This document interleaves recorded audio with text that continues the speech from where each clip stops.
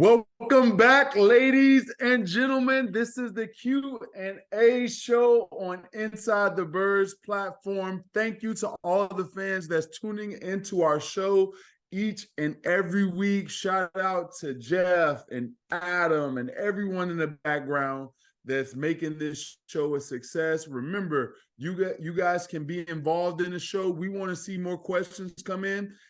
Email your questions to insidethebirds@gmail.com. Again, insidethebirds@gmail.com. Follow us, Facebook, Instagram, Twitter.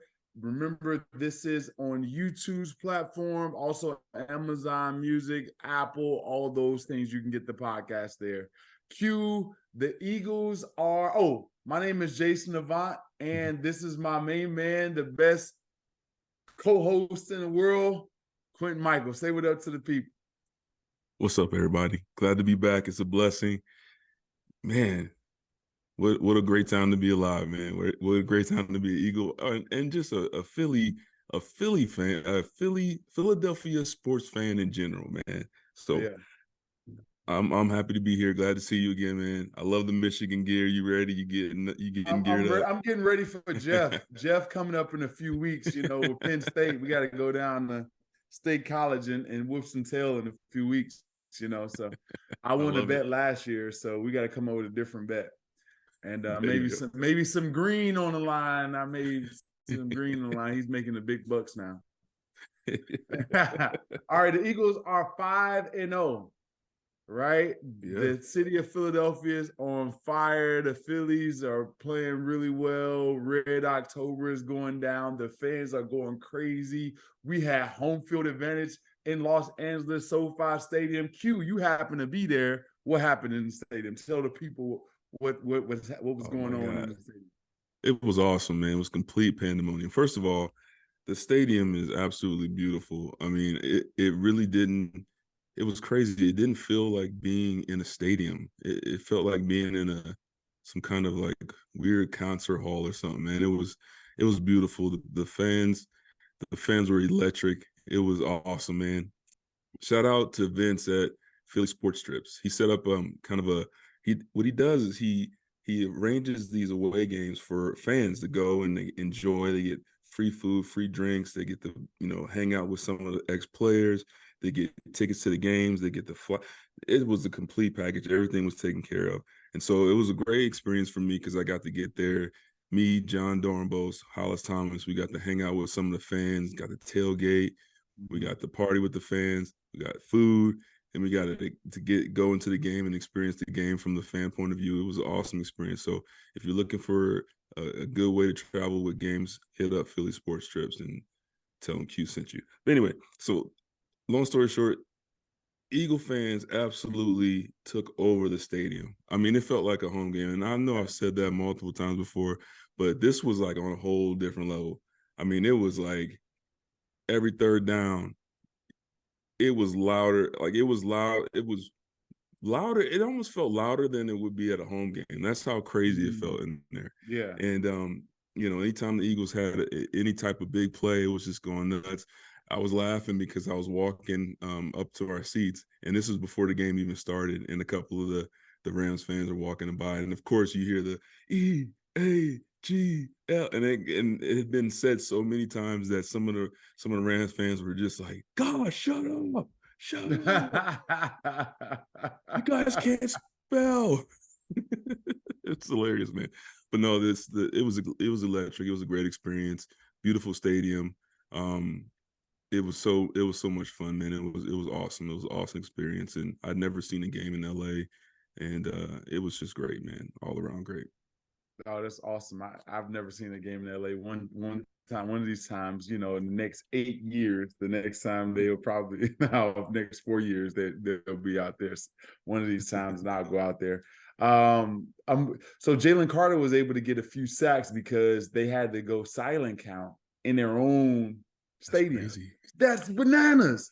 And to the fans that don't understand what we're saying is that usually at home when you're on offense, you can quiet the crowd. Peyton Manning telling the crowd to be quiet. And on their home field, the Eagles fans were so loud that they couldn't hear and execute their offense. So they had to go on silent count, which allowed Jalen Carter to get sacks. Look, that's the fans interrupting and being a part of the game. That's bananas. So shout out to all the Eagles fans, all the Philadelphia fans, because you guys are changing the game. The national media is talking about Philadelphia.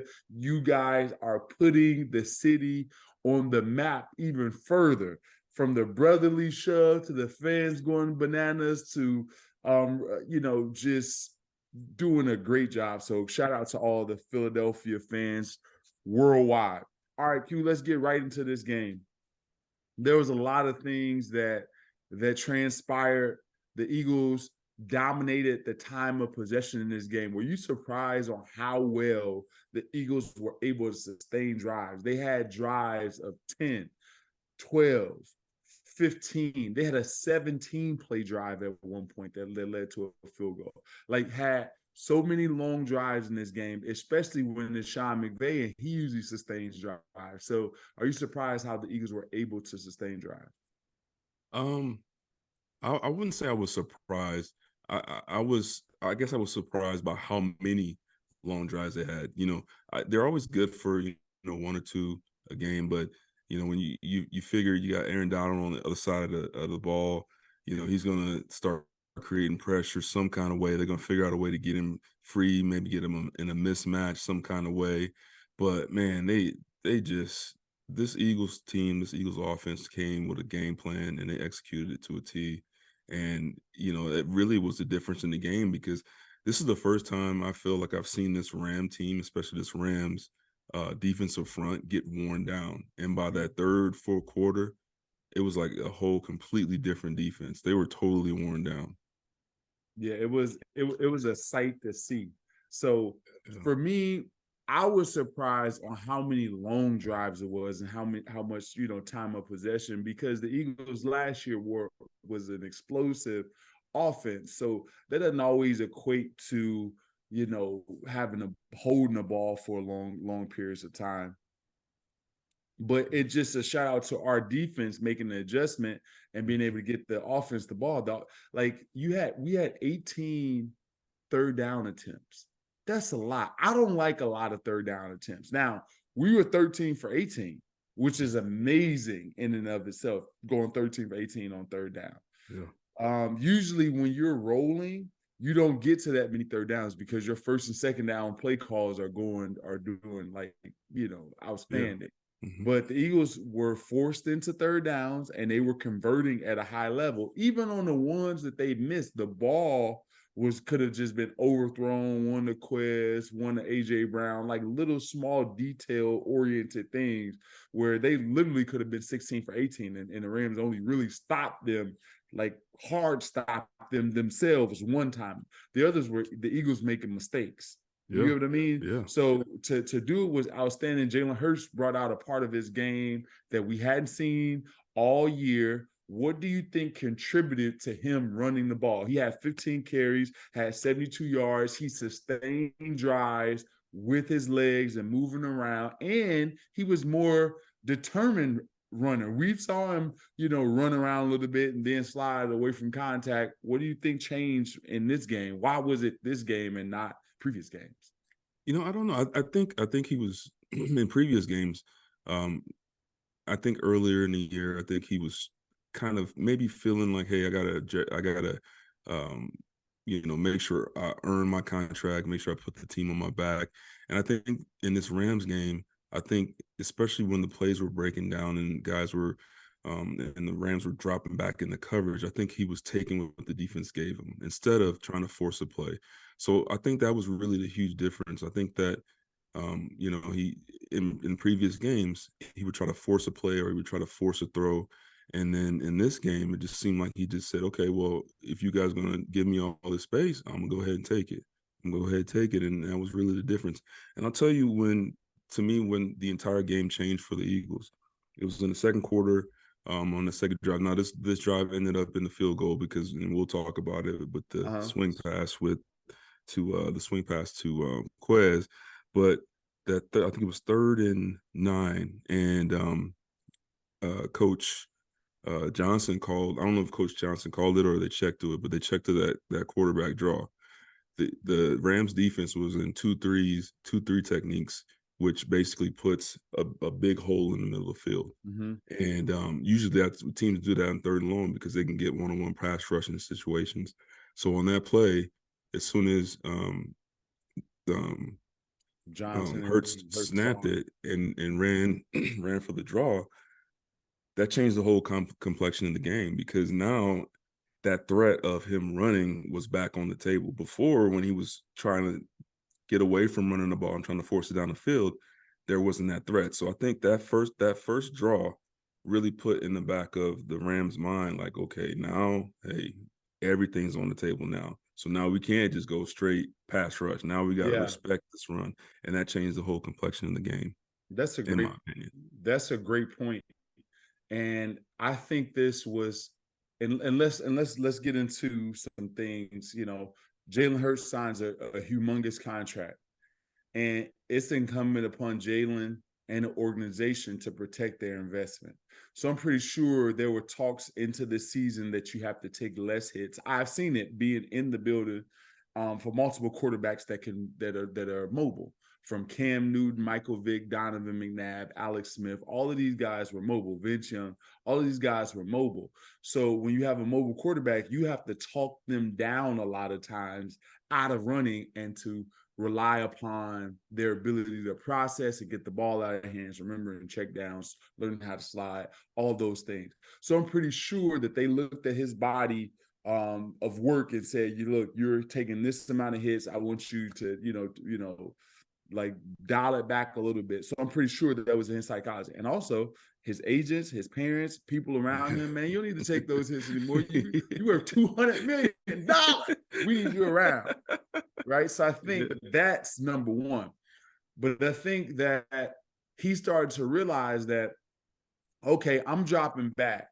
If nobody's open or I'm not seeing it the proper way, I'm forcing throws and I'm putting myself in a bad situation. How about this? I'm going to drop back and I'm going to go through my progressions. I'm going to go 1, 2, 3. Maybe if I get to 4, check down. If I don't see anything, I'm going to start moving the pocket. And we'll see what happens after that. And I think that was his mentality, which causes him to be even more accurate, because now he's eliminating out of the game plan me throwing a bad pass, like a ball that was up. I don't remember a Jalen Hurts ball this game that was up for grabs. Yeah. No. Just think about that. Like the previous game, he made some throws. The one to Devontae Smith, the ball's kind of up to grab.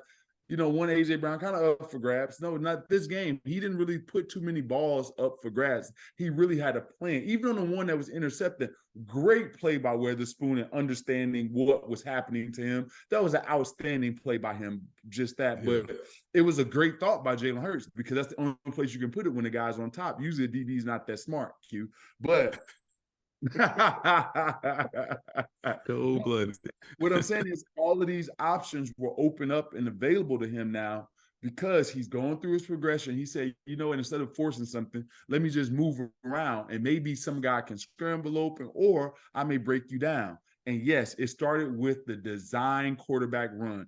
You design quarterback runs, the quarterback gets acclimated, and I remember what this feels like. Oh, I'm tearing them apart. Let me keep doing this. And it started with design quarterback run, which we haven't seen much of those this year. Yeah, beautiful. Yeah, beautiful play call. Yeah, yeah, man. We were sitting in the stands like, yeah, that was awesome, man. All right, awesome. So go ahead. I'm sorry. Go ahead. No, you're good. Okay, so I mean, we kind of really rehash this, but outside of that first draw, do you think it was more of a kind of a product of the plays breaking down and he just taking it and running, or do you think there were a few design quarterback runs, and then there were times where this is what happened. The defensive play call is better sometimes. They got caught a few times. They got caught a few times, meaning that, Raheem Morris had a better defensive play than they did. Now it was up to Jalen to scramble to buy more time in zones in order to relocate receivers and do things like that. And he was able to move around. So, and then another thing too, there were a few times where Jalen left the pocket a little bit too soon because of the six. You know, and that's a part of it. So remember, you can see all the ways that Jalen is progressing this year. Because remember, each year is different, right? You can't depend on last year. Just think about what Dak did last year and what Dak is doing now. Like, you can't guarantee success year to year. And it's your job to adapt because the defense have more tape on you. They're adapting to you. And if you don't change and you're not adapting, you fall behind. So Jalen is adapting to the season and he's progressively getting better. These last 2 games have been his best games. And that's what you want to see. You want to see a crescendo. You want to see him going up. And I think that to be true. I think that's what's happening. Dallas got our man in the game. Actually, Adam and was it Adam and Jeff this week chose, I got to give them their props, shows Dallas Goedert as their player of the game. And I think they did it because of sympathy, because he hadn't been getting the ball. And they just said, one of these times, one of these times is Adam. It was one of these times, Dallas is going to get the ball. What do you think about, involving him in the game plan so quickly and how often it was? Yeah, man, I thought it was huge. Obviously he's someone that this offense does need to go through, especially with a quarterback like Jalen and the way teams are attacking. They're trying to attack, they're trying to stack the middle and keep him from throwing over the middle. And with a young quarterback now, he's getting past that young quarterback, mindset stage, but he's still a quarterback that likes to throw to the tight end and over the middle. So having Dallas really early get involved in the game helped him. And almost similar to, the quarterback run, it's kind of like one of those where, okay, we got that one easy one right now. Okay, now we're rolling. Let's go. Let's get this thing going. So I loved it. And that hitch and go was beautiful, man. First of all, I love Raheem Morris. I think he's a great, great coach. He had a defensive tackle, man, pretty much man-to-man on Dallas on that hitch and go. And I'm like, bro, what are you thinking right there? That was a huge mistake, and it costed him dearly. Well, that's the downfall of running a 3-4 defense, and you got that outside linebacker / defensive lineman out in coverage guarding a flat. And what happens when number 1 goes vertical? There's no corner left, and now the flat defender has to carry vertical. And that's the problem of having that type of defense and not, switching out personnels, right? So they caught him. It was a great play call, and they game planned it. They schemed them up. Everybody's like, that was a great route by Dallas. Gotta know that was a tremendous play call. Yeah, because they caught him in a defense that they knew would be vulnerable, and that man would be in that spot. They put him in the perfect situation. And now Raheem Morris is that probably won't happen to them in the near future. You get what I mean? Because teams are going to do that to us now because everybody's going to try to do it. Oh yeah. I remember those playing days, man. It was like, you ever seen the movie Office Space? I have not. Oh man! So there's a part in the beginning where they talk about the TPS reports. Anyway, long story short, they work in the office and they get reminded over and over about this memo. And so basically, long story short, when you have a mistake on defense, the entire week, that's all you hear about. Hey, make sure, hey, that hitch and go now. Make sure the entire week until you get it nonstop until the next game when you can show that, hey, coach, I understand. I'm gonna stay with this hitch and go, right? We get entire time. More TPS reports. They remind you when you make a mistake. They remind you forever. It's forever. They'll even take you out on offense. They'll take you out. You could be running a route and you mess up a route. You won't see that route again. That's how offense be. I remember we used to run this sail pattern as out. We used to call it Detroit. We used to run across the field and break it back out just to break people off of that route. And I remember that Sean ran and got beat up. That boy ain't running one of those routes ever again. Avant, get in there.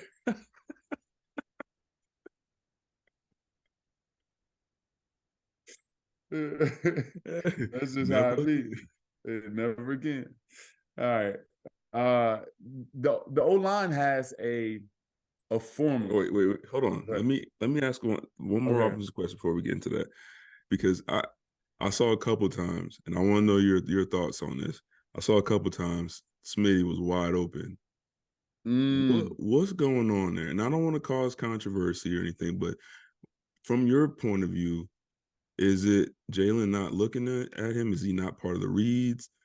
Is there anything that's going on where we're ignoring Devontae Smith in the passing game? No, we're not annoying him because last week he had, I believe he had a lot of 7 catches last week, right? So there's times where it's only one football. Yeah. It's only one football. Dallas has been, the guy that suffered the most, and he got his opportunity. It's hard to get 3 guys with 100 yards. That means Jalen is throwing the ball for 400 yards each and every week. And then if you're throwing the ball 400 yards, how many touches DeAndre Swift's going to get? It's only one football. So yes, Devontae Smith is open, but if A.J. Brown is number 1 or Dallas is number 2 in the progression, and those 2 guys win, I don't care if 3 wins. You always take the first throw, unless there is an option to go down the field, and the chances are very, very high, right? So you may see something and say, okay, I'm going to pass this one up because the chance that this one hit is so much greater. That's the only time you will pass one up. But normally in real life scenario, most of the time you take up the first winner. And if Devontae Smith and A.J. Brown have the same route, I may choose A.J. Brown depending on who he's playing against, Devontae Smith, who's he playing against. Neither one of these guys, the Witherspoon, none of their corners. I can't remember the other guy's name right now. Kendrick. Kendrick. Yeah, Fuller, Kendrick, safety. Fuller Spoon. Yeah, none of those guys, like none of those corners could cover our guys. So you're going to choose the guy that you are most familiar with, and that's going to be A.J. Brown. A.J. Brown is our number 1 player to get the ball to on our offense over DeAndre Swift, and that's just the nature of the beast. Now, Devontae Smith showed that he was visibly frustrated on a TV copy. Yeah, I saw that. Right? So the squeaky wheel gets the grease. They're gonna rotate. They're gonna rotate opportunities on who getting the ball. All you gotta do is go upstairs. You make a complaint based on what the team has shown. Whoever makes the last complaint is gonna get the ball. So you mess around and see Devontae Smith next week with 11 catches, A.J. Brown with 3, and then he'll say something, and then it'll go back to him. You hear that, fantasy players? Right? Listen, man. Don't thank us now. Thank us later. that may very well happen. But Devontae Smith stays open. Like Jamar Chase said, I'm always effing open. Always open. And then posted a 7-11 after he had 15 receptions. And he is. And the Devontae Smith is most likely going to be open. But sometimes Jalen got off of him a little bit too early. And then you always got that Aaron Donald clock in your head in this game. Get the ball out. That's true. Yeah. So O-line definitely has something that they're stopping Aaron Donald, and I believe I know what it is. But what are your thoughts on Aaron Donald not having a sack against the Eagles ever? That's crazy. I saw a stat today, and I mean that has been that dominant. I mean, obviously Coach Stout is the man. He just knows so much about the game, and he knows how to just neutralize your best player on that line. I mean, the only thing that I can think of from what I saw was they're aware of where Aaron Donald is at all times. And when they could get doubles on him, they would get doubles on him and try to force him back around the backside. But I mean, honestly, I don't know, and I don't have an answer how he did it. You're more No, the offensive guy, so I'm gonna rely on you on that. well, all there. So whoever was free had to show hands on him. Okay. Whoever guard or center, even lane at times. Like if he lined up close to the lane, whoever had a free hand always touched him. They would secure him first before they would go off to anybody else. And once you get it don't matter how explosive you are.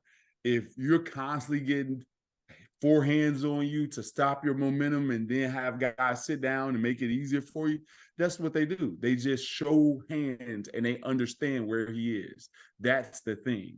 Like on certain rushes, like they were letting other guys get penetration through because they were trying to like show hands for him. And that was the big thing. Like, and that's their system. I'm pretty sure they have some type of tip as far as like his counters and what he likes to do. I would love to. I may do some research to try to figure that part out. You know, because I don't want to disclose it and mess them up for the future or anything like that. But I want to know. I just want to know what it is because I think that they have like some intelligence about what he likes to do and what he doesn't. They may have an inside tip. That's what I think. But they always show four hands, no matter what the situation was. Yeah. Yeah. Love it. So make sure you guys are checking out our newest show. It's with Clay Harbor and Greg Cosell called Inside the Tape. Clay Harbor, Greg Cosell, Inside the Tape. It drops every Thursday on Inside the Birds platforms. Check my man Greg Cosell. I've learned so much from him. Great tape breakdown specialist, analyst. Clay Harbor, one of the fastest and biggest pecs you ever see in your life. Just a outstanding player and great commentator. So check Clay Harbor and Greg Cosell out. Q, you got the defense, baby. Let's go. Yeah, man. Hey, so I noticed in the game, Sean Desai had Mario Goodrich in the slot. Then he switched to Eli Ricks, and then went back to Rob. So from your point of view, what do you think happened and why was the switch there? All right, this is a very all right, and here's the inside detail for the fans that let's break this part down. All right, so what makes Sean McVay's defense like special or offense special is his ability to get free releases. And he does that in a multitude of different ways. It comes in a form of motion. It usually comes in condensed and tight splits. It comes from short motion, away motions, all types of things. They even motion dudes through the C gap so they can get free releases. I saw that. Right? So they had a few guys going forward a few times that didn't get called. They're figuring out ways to get guys free releases.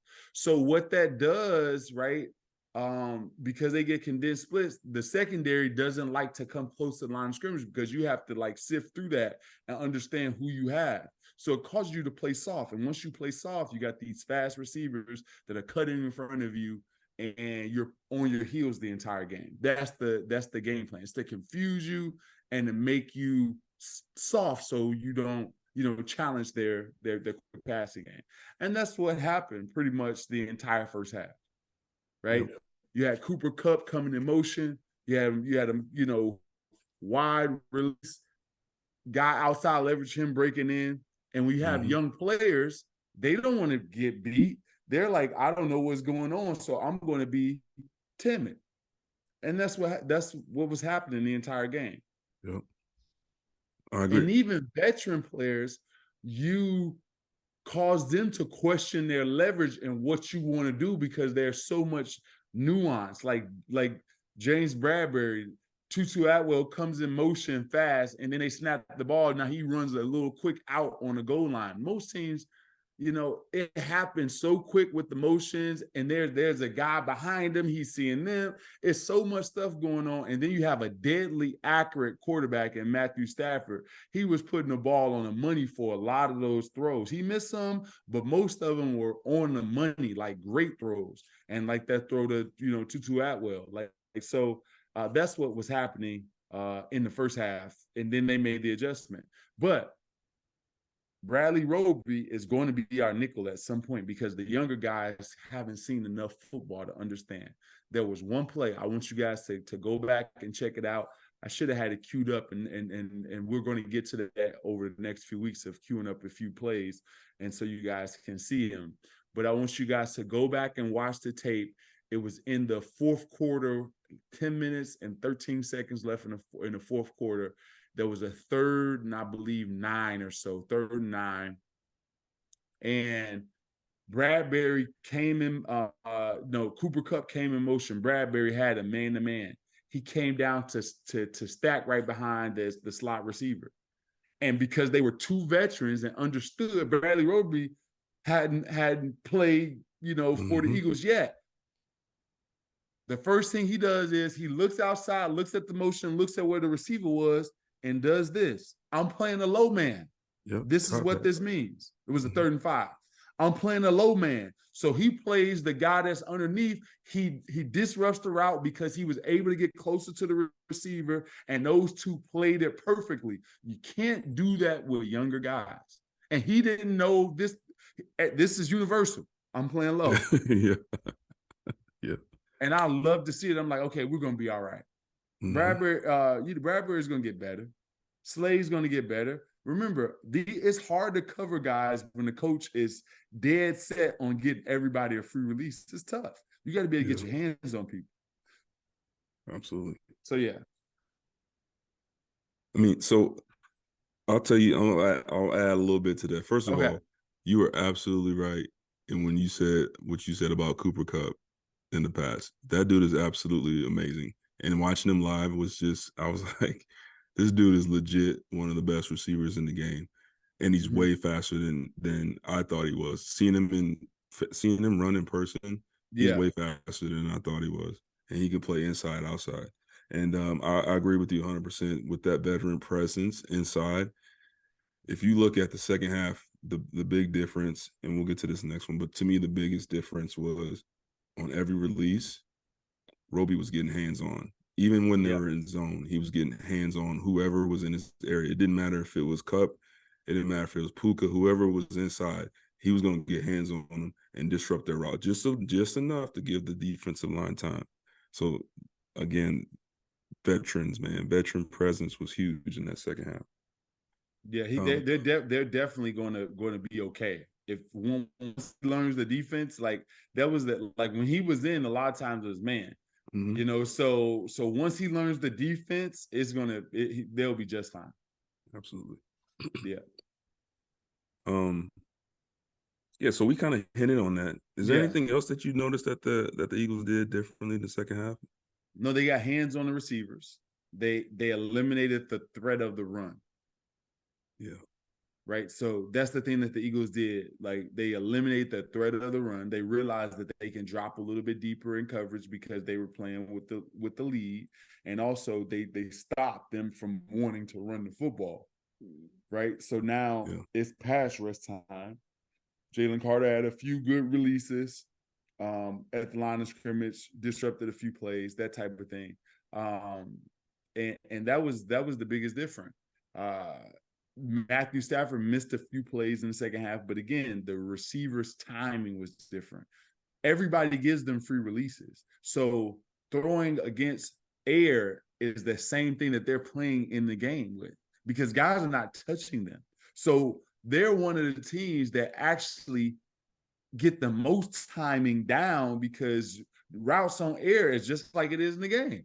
It's not much different, because everybody is afraid to get up close to him and touch him. But when you start touching, you throw off that timing. Yeah. And that was the biggest difference. Yeah. Yeah. That sack that Jalen Carter had in the beginning of the beginning of the second half. I thought he was gonna get called for personal. Like, I thought he was gonna get rough in the pass, because he slammed out. He was just so strong. Like, his body wasn't on him, but he slung him like a rag, dog. I was like, God, I was like, that's how I used to wrestle with my kids. Like, get you. Yeah. he sunned him for sure. He's like, come here, little man. For sure. Yeah. That's a grown man out there. Out there looking like he stayed outside after the street lights came on.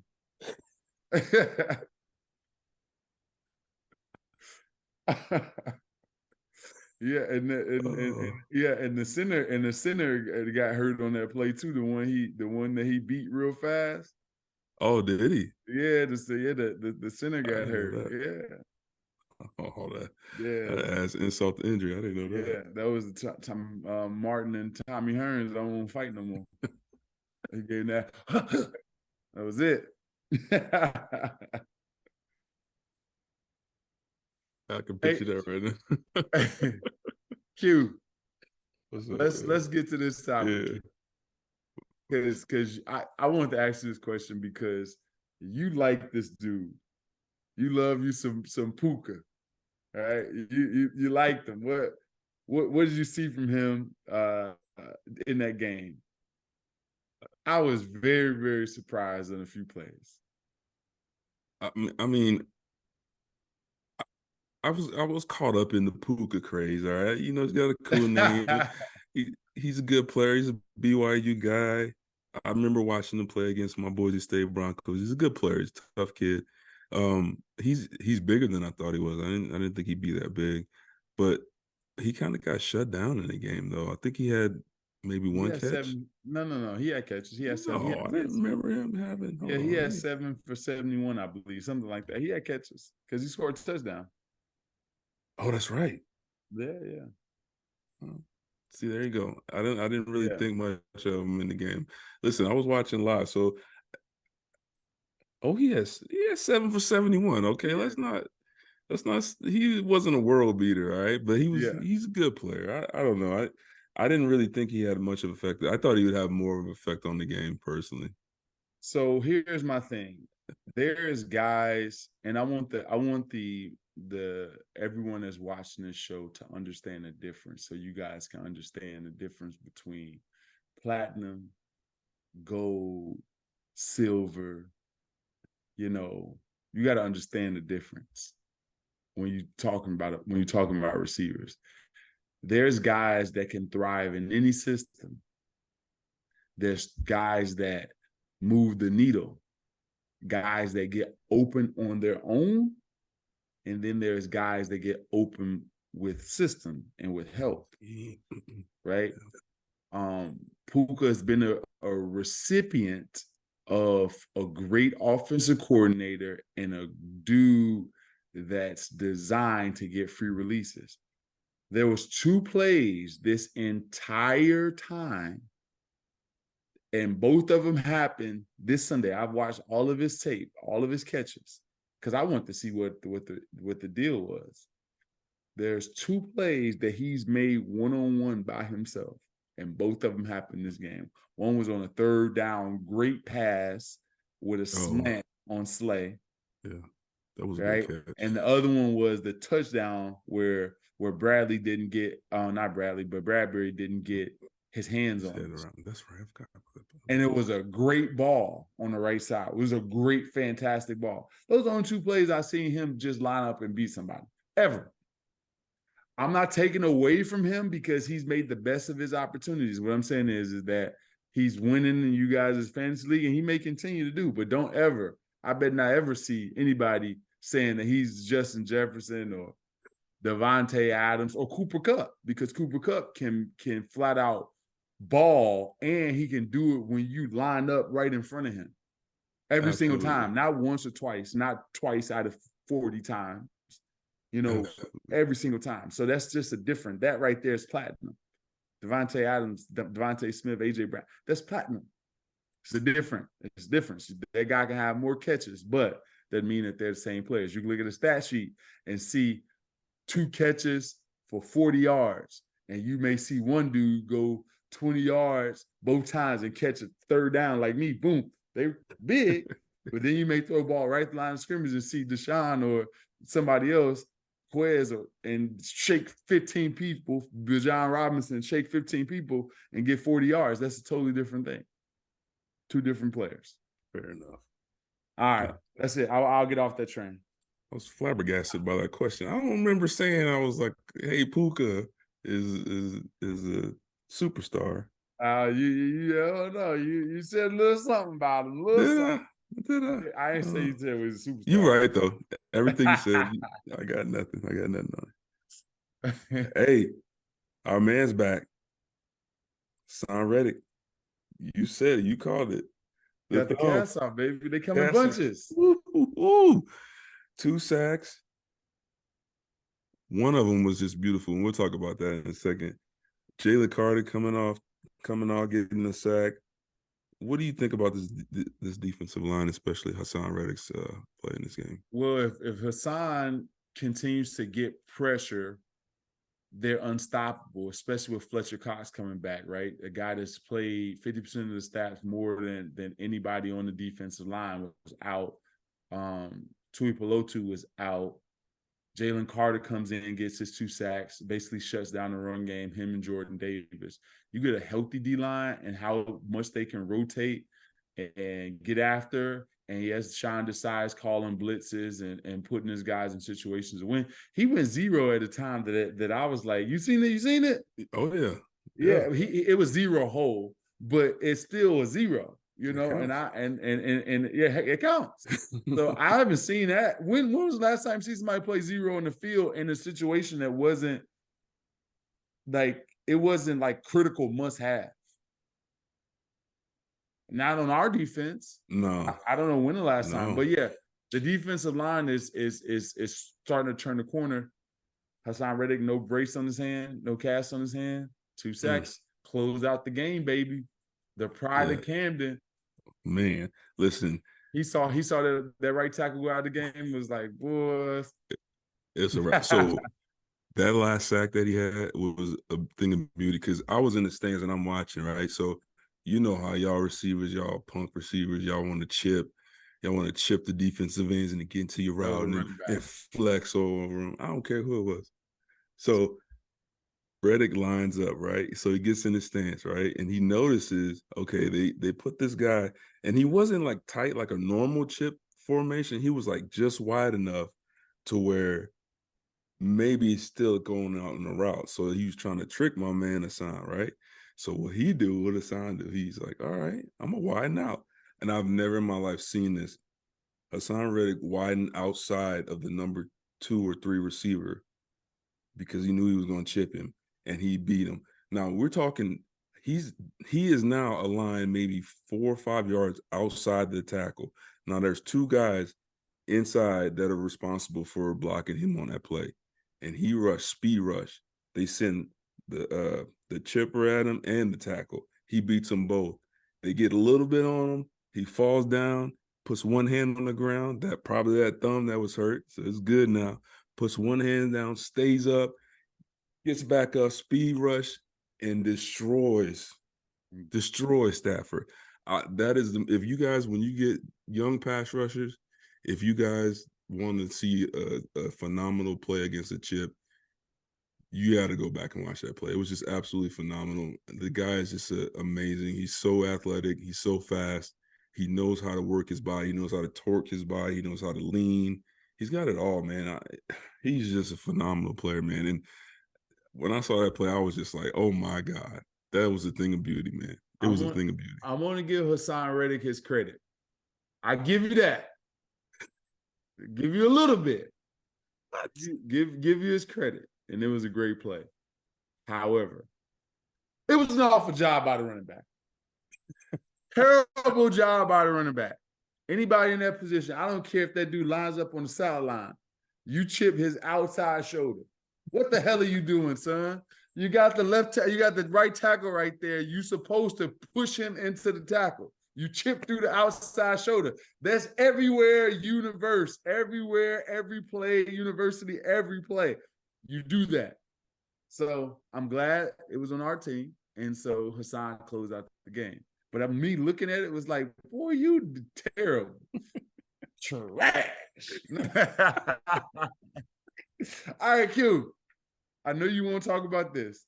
Boy, the Cowboys went out there and man, I was embarrassed for them. Like, I don't know if you can ever feel sympathy for a team that you hate, but I was very close to feeling I bad don't.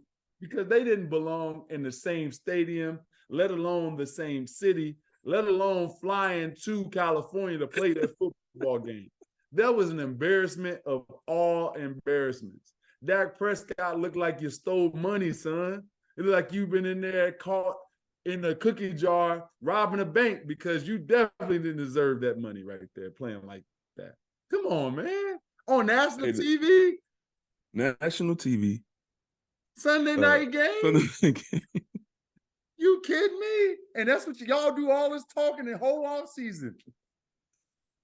But man, stop it. We keep saying it happens every single year. Every single year. Oh, this our year. This our year.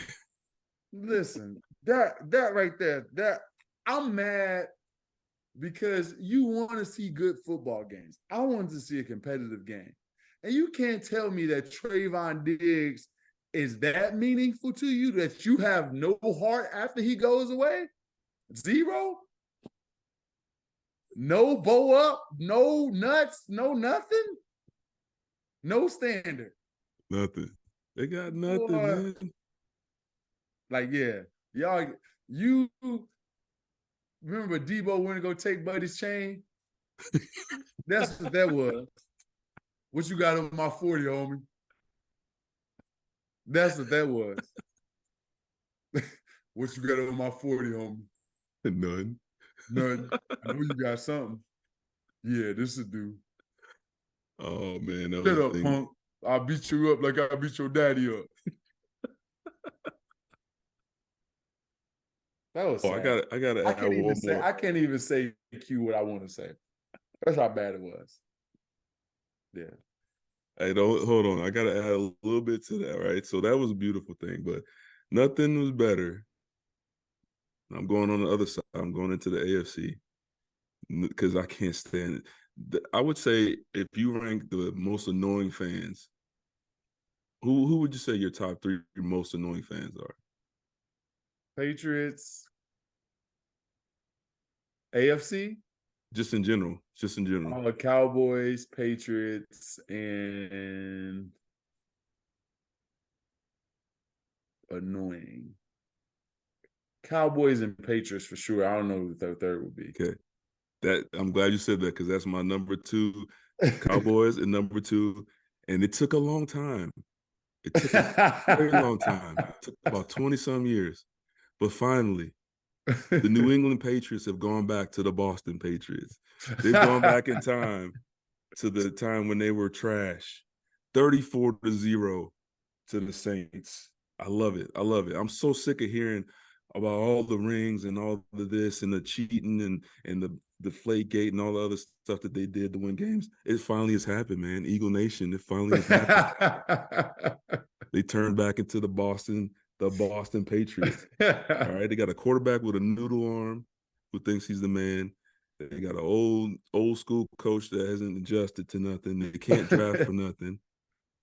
I love it. It's a beautiful time to be alive. As we said in the beginning, it's a beautiful time to be alive. Eagles are 5-0. Cowboys look like trash. Patriots look like trash. Giants look like trash.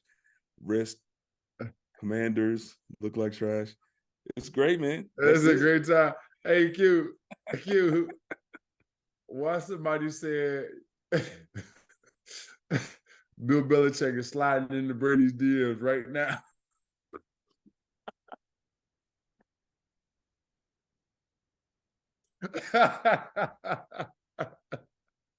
I want that old thing back. Yeah. I wish I was home. That's what's happening. Hey, you guys, thank you for joining in and checking us out. This is the Q&A podcast. You can always check us out insidethebirds@gmail.com. Send your questions to insidethebirds@gmail.com. Facebook, Instagram, Twitter, YouTube channel, Amazon, Apple. Check us out. I'm trying to give you guys the fresh fire each and every week.